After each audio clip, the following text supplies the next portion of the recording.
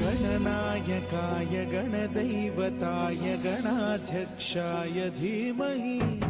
गुणशरीराय गुणमण्डिताय गुणेशानाय धीमहि गुणातीताय गुणाधीशाय गुणप्रविष्टाय धीमहि एकदन्ताय वक्रतुण्डाय गौरीतनयाय धीमहि